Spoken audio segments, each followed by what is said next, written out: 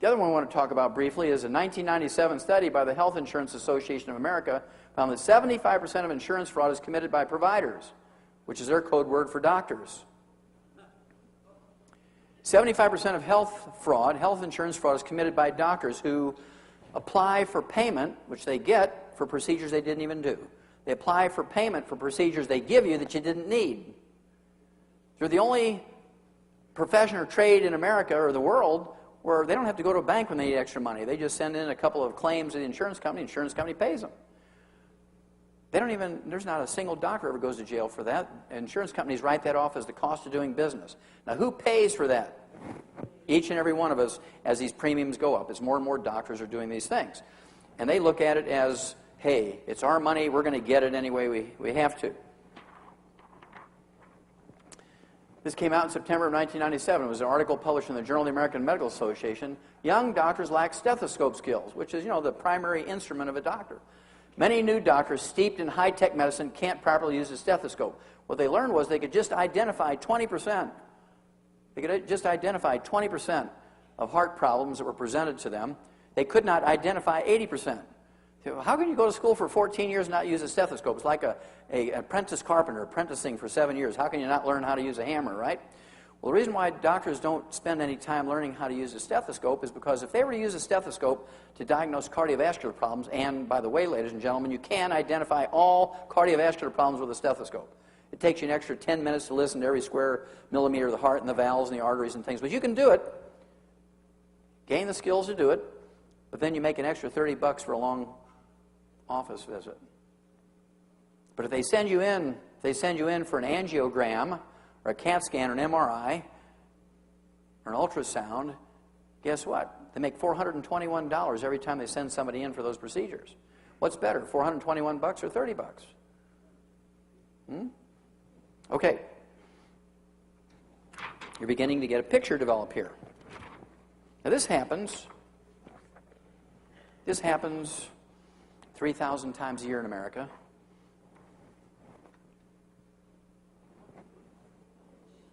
Mildred C. Clark, 86 years old, was found cold, stiff, and blue on her apartment floor. And the apartment manager got scared because he thought she was dead, so he called the paramedics, and they examined her. Yeah, she's dead. And so they called the coroner. He came out. Yeah, she's dead. So they put her in a body bag and shipped her to the Albany, New York Medical Center, which was associated with a medical school there in upstate New York. And so they sent an intern down to do the final exam before they wrote a death certificate on her, because you can't do an autopsy on somebody until they've had a death certificate. So he examines her, and he probably just closed his eye. Probably never seen a dead body by himself, right? So everybody else says she's dead, so he writes this death certificate. They take her down to the morgue, and they strip her naked, take a pressure hose, blow all her makeup and gunk off her body, put her wet, naked body into the body bag, and they put her in a freezer for 90 minutes until the medical examiner and the pathologist get there to do the autopsy. 90 minutes after being in the freezer, they wheel her out and zip open the body bag, and Mildred C. Clark, 86 years old, sits up. She says, "Thank God you found me. It was cold and dark in there, and I didn't know where I was." I mean, after 14 years of medical school, doctors can't even tell if you're alive or dead. That makes me nervous. And then according to Ralph Nader in January of 1993, big study, according to Ralph Nader, doctors kill each year in America 300,000 patients in hospitals alone each year as a result of medical negligence. 300,000 are killed each year in hospitals alone as a result of medical negligence. Each year in America, 1.3 million Americans are injured in hospitals as a result of medical negligence. Each year in America, 2 million are infected in hospitals alone as a result of medical negligence. And despite heroic round-the-clock nursing care and intravenous antibiotics, 90,000 to 100,000 of these 2 million each year die. In hospitals each year, 2.2 million people get what's called adverse drug reactions to the drugs that they are introduced to in the hospital, and despite heroic measures, 140,000 to 200,000 die every year. You add these up, ladies and gentlemen, that's 3.5 million to 4 million casualties killed, injured, and infected each year in hospitals by doctors each year. 3.5 million to 4 million killed, injured, and infected each year in hospitals by doctors. It's estimated to be double that outside of hospitals. Now, we're not talking about 3 people a year here. We're talking about a huge number of people. So, why do we go to doctors for health and longevity information? In 1999, doctors were believed to be the 8th top killer of Americans. Medical mistakes are the 8th top killer of Americans, behind cardiovascular disease, cancer, diabetes, Alzheimer's disease, gastrointestinal problems, liver problems, kidney problems, and doctors.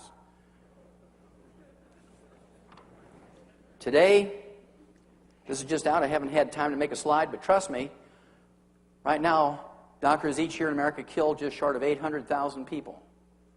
They're now listed as the #1 cause of death in Americans. Number 2 is cardiovascular disease. Number 3 is cancer. Number 1 are doctor kills. Okay? Now, how do we deal with this? You know, even Thomas Jefferson said that a little revolution once in a while is a good thing. It's time to revolt against the American healthcare system. They do everything in their favor, nothing in the favor of the patients. It's a miracle. It's a God-given miracle if you survive a hospital visit, truly, without being damaged or infected or killed. And so, how do we deal with this? Well, we've learned in other instances how to deal with these kind of problems when the industry is abusing us. For instance, 60 years ago, when the automobile industry began to abuse customers, you know, you go in for a $6 oil change 60 years ago, and you go to pick up your car. They say, well, it's $300. You say, why? That's my month's wages. What do you mean, $300? Well, you told us to do whatever was necessary, and so we rebuilt your transmission, we rebuilt your carburetor, we gave you all new tires, we rotated them, we put in new brake shoes, new spark plugs, we gapped them, we did your timing, $300. And you kicked the counter and yelled and screamed, but in the end, you paid your $300. Well, people got tired of that, and so they started going to flea markets and junkyards and garage sales looking for parts for their car. And after a while, the demand for these parts and tools at garage sales and flea markets and junkyards became so great, these sources couldn't handle the demand anymore, so a whole industry popped up. How many of you have heard of Napa Auto Parts and Pep Boys and AutoZone and Schutz? And because now you can walk in, you can get any part you want, you can get any tool you want for working on your own car, this has turned out to be a huge industry.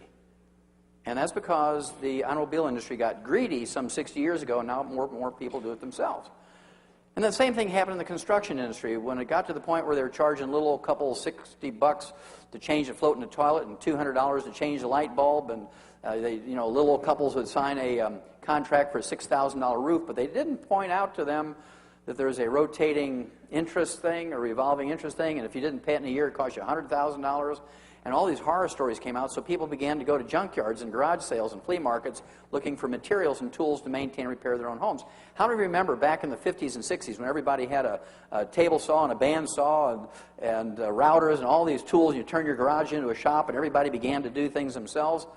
Well, soon these sources couldn't supply the demand anymore, so a whole industry developed to supply the demand for people who want to maintain and repair their own homes. They're called Home Depot and Lowe's and Menards, and if you don't know how to put shingles on your own roof, they'll give you a free class.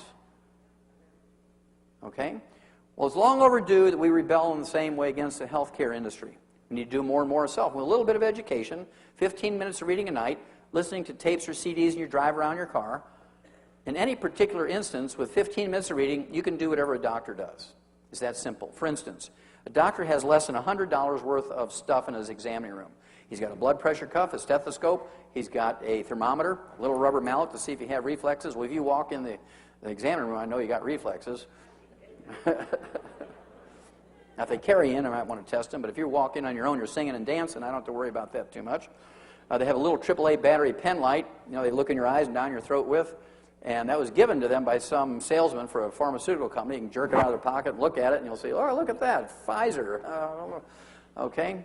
So they have less than $100 worth of stuff. You can go to a pharmacy or a grocery store and buy all that stuff yourself without a prescription. With the exception of ultrasound and radiation and CAT scans and MRIs, you can get just about any test that a doctor would send you to a lab or a hospital for. For instance, you can go and you can buy a little bottle of test strips to find out what your blood sugar and blood cholesterol is. You can get little test strips to find out if you have blood or sugar in your urine. You can get test strips to find out if you have blood in your bowel movement to do a screen for colon cancer and ulcerative colitis and maybe gastric ulcers. You can find out if you're pregnant or not. For $19.95, you can get a little test strip, you pee on it, and you find out if you're pregnant or not. 30 seconds, honey, I'm pregnant, kind of thing, right? 30 seconds, $19.95. You don't have to go get a physical exam, get a blood test, they charge you $150, and then you got to come back in 3 days for another $150 visit, so it winds up being like $500 to find out if you're pregnant or not. You can do it for $19.95. The one that I really find disgusting are the fertility clinics. You have to pay $25,000 up front before they even talk to you, because they might slip and give you a little information. So before the doctor will see you, you got to pay your $25,000, and then they'll start talking to you about what they can do to help you in a situation of infertility. Well, they want you to believe that they are the holders of all knowledge in this. Well, back when I was a kid, my dad only, 60 years ago, my dad only had a 4th grade education, and he knew how to artificially inseminate cattle back then. It was not a new thing. We've been doing it livestock for 75 years. Maybe longer than that in research, but out in the field practicing, any farmer could do AI or artificial insemination themselves. And, with a $2.95 basting syringe and a condom to collect semen, you can do it yourself for less than $5.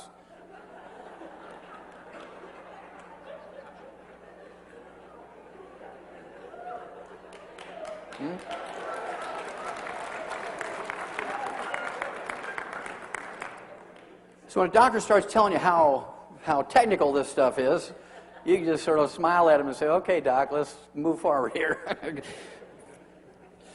Now, how many of you ever heard of cholesterol? Raise your hand.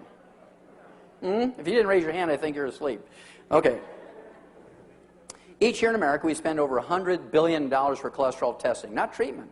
Just cholesterol testing, we spend over $100 billion a year. It's a huge industry just for cholesterol testing. That's why, doctors made everybody in America paranoid.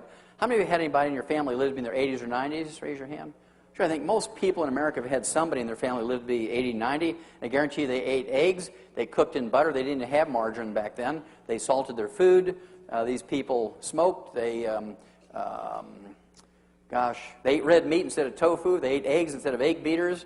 They didn't exercise, and yet they lived to be 80, 90. Many of them went on to live to be 100. And following their advice, we're going backwards. Spending $100 billion a year for cholesterol levels and eating the way doctors have told us. Most people revere their doctors.